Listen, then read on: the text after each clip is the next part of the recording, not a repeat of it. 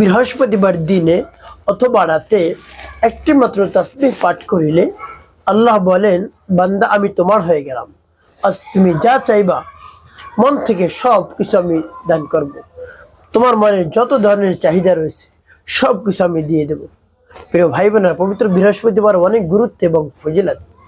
বছরে 5টি রাত গুরুত্বপূর্ণ।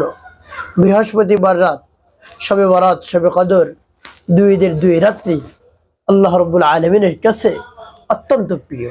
তাই পবিত্র বৃহস্পতিবারও অনেক প্রিয়। কারণ হলো এই রাতে আল্লাহ রাব্বুল আলামিনের কাছে আমল নামা পেশ করা হয়। সারা সপ্তাহ আমরা যে ইবাদত বন্দি করি, তাসবিহ, তাহলিল, জিকির, আজকার, নামাজ, কোরআন তেলাওয়াত, সব কিছু আল্লাহ রাব্বুল আলামিনের কাছে সব ইবাদত পেশ করা হয়। তো প্রিয় ভাই বোনেরা, এই জন্য আল্লাহ হাবিব সাল্লাল্লাহু আলাইহি সাল্লাম এই রাতে, এই দিনে, বৃহস্পতিবার দিনে রাতে বেশি বেশি ইবাদত করতেন। আল্লাহ হাবিব সাল্লাল্লাহু আলাইহি সাল্লাম বলেন, আমার আমল নামা যদি নামাজরত অবস্থায় যায়, রোজারত অবস্থায় যায়, জিকির করা অবস্থায় যায়, তারপরে কোরআন তেলাওয়াত করা অবস্থায় যায়, কতই না ভালো। তো প্রিয় ভাই বোনেরা, আপনি আমিও পবিত্র বৃহস্পতিবার দিনে অথবা রাতে যদি তাসবিহটি পাঠ করতে পারি, আল্লাহ রাব্বুল আলামিন আমাদের মনের আশা, আকাঙ্ক্ষা, বাসনা, কামনা পূরণ করে দিবেন।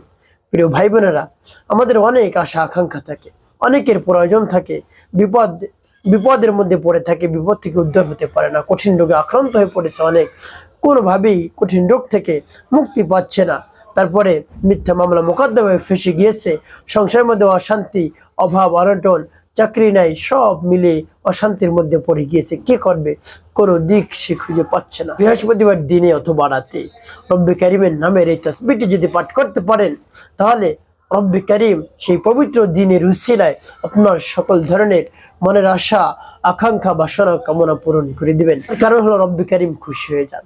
তার নামের জিকির যদি আপনি করতে পারেন, তার নামকে স্মরণ করতে পারেন, বেশি বেশি তার নামের তাসবিহ যদি পাঠ করতে পারেন, খুশি হয়ে যান। আল্লাহ রাব্বুল আলামিন বলেন, বান্দা তুমি যে আমাকে ডাকো, ডাকার সাথে সাথে সাড়া দেই। এই জন্য আল্লাহ রাব্বুল আলামিনের কাছে চাইবেন, তাকে ডাকা উচিত। এমন কাউকে আপনি খুঁজে পাবেন না যিনি ডাকার সাথে সাথে উত্তর দেয়। আল্লাহ রাব্বুল আলামিন একমাত্র রয়েছেন যাকে ডাকবেন সাথে সাথে উত্তর দিবে, আপনার মনের চাহিদা পূরণ করে দিবেন। প্রিয় ভাই বোনেরা, তার কাছে আমরা কেন চাবো? তার কারণ সকল খাজানা হলো তার কাছে।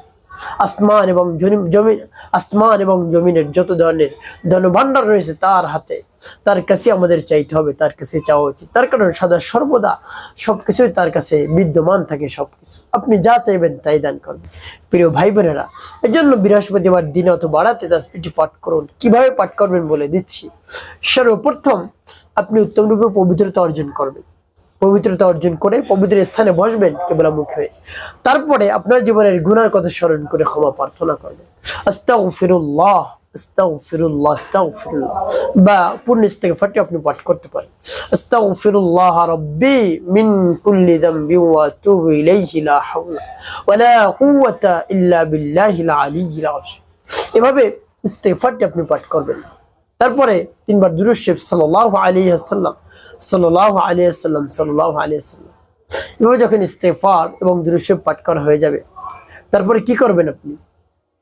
তারপরে আপনি সেই তাসবিহটি পাঠ করবেন। প্রিয় ভাই বোনেরা, তাসবিহটি পাঠ করার পূর্বে একটি জিকির করবেন, যে জিকিরটি করার সাথে সাথে আল্লাহ রাব্বুল আলামিন এই জমিনের যে খালি জায়গাগুলো রয়েছে সেই খালি জায়গাগুলো নেকি দ্বারা ভরপুর করে দেবেন। সুবহানাল্লাহ বিহামদি। সেই জিকিরটি হলো কালিমার জিকির। আমি বলে দিচ্ছি, যেমন লা ইলাহা ইল্লাল্লাহ, লা ইলাহা ইল্লাল্লাহ, লা ইলাহা ইল্লাল্লাহ, লা ইলাহা ইল্লাল্লাহ। এই জিকিরটি আপনি পাঠ করবেন 99 বার।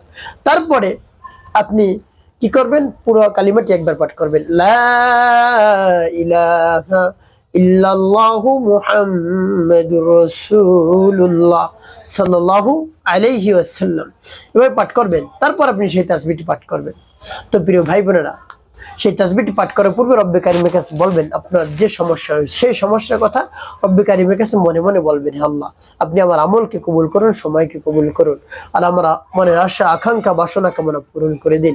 আমার মনে যত ধরনের ব্যথা বেদনা রয়েছে আপনি সেই ব্যথা বেদনা দূর করে দিন। তারপরে সেই তাসবিহটি পাঠ করবেন। সেই তাসবিহটি পাঠ করে পরবর্তীতে কি করবেন বলে দিচ্ছি। আগে সেই তাসবিহটি বলে নেই, যেমন বিসমিল্লাহির রহমানির রহিম, يا ذا الجلال والإكرام يا ذا الجلال والإكرام يا ذا الجلال والإكرام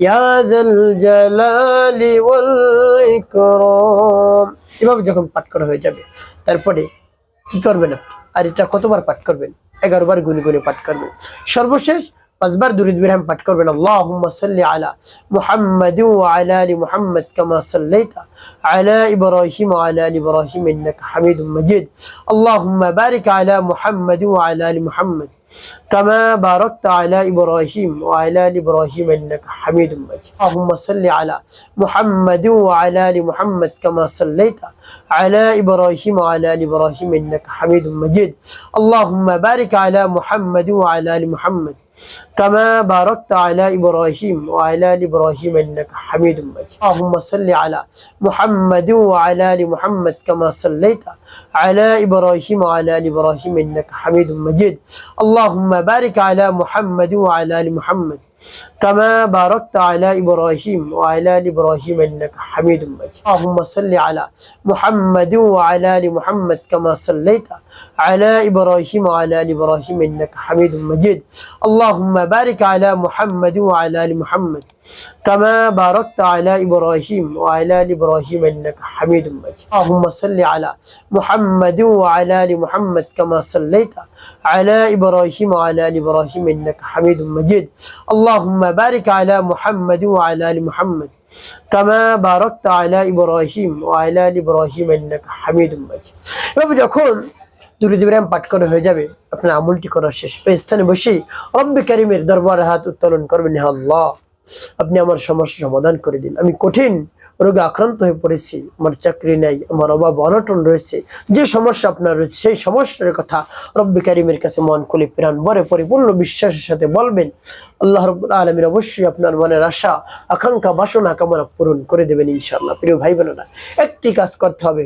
মিথ্যা কথা বলা যাবে না মানুষের খেদমতে কাজ করতে হবে আর 5 ওয়াক্ত নামাজ আদায় করতে হবে তাহলে আপনার জীবন হবে সুখময় এবং শান্তিপূর্ণ ইনশাআল্লাহ